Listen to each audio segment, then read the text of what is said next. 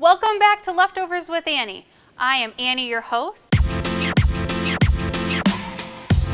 And remember, each week I receive a mystery product in this bag that I need to figure out how to use at home. Don't forget to click that subscribe button so you're not missing out on any of our leftover projects.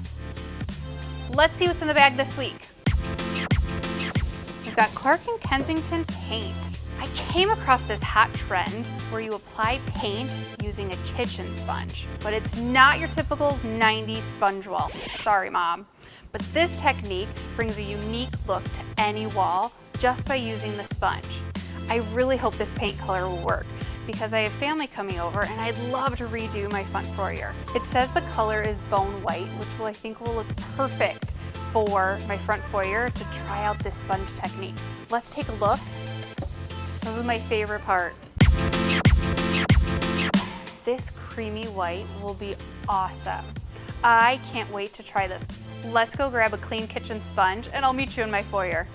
This is my entryway and I can't wait to show you the sponge technique using this sponge. The color on the wall is vanilla chai and I have just enough leftover bone white to make this a beautiful accent. Now let's prep and get started.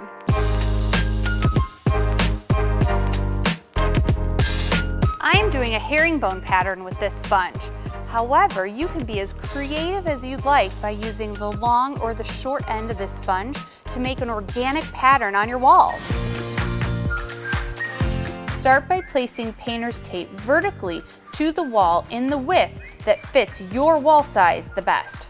For this project, I'm doing a herringbone design. So I'm going to start my painting project at the bottom because it's easier to see at eye level. Just remember though, since we're starting at the bottom, you don't want to lean into the paint when you're reaching far above. Don't load your sponge too much with paint or you're going to get drips. What I like about this project is it's one coat and it totally transforms the wall. Don't worry about your sponge and it being even. The best part of the wall is making it a little more organic and it's hand done by you. I found it easier to do one column at a time using my sponge because it was easy to stay consistent with the angle.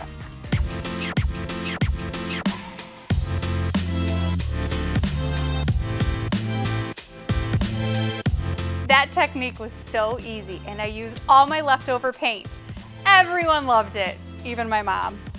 As always, if you do this project at home, I'd love to see it. So tag us using the hashtag #TheHopefulPlace. Make sure you stick around to watch the project I did on mason jar lids. See you next week. Thanks for watching.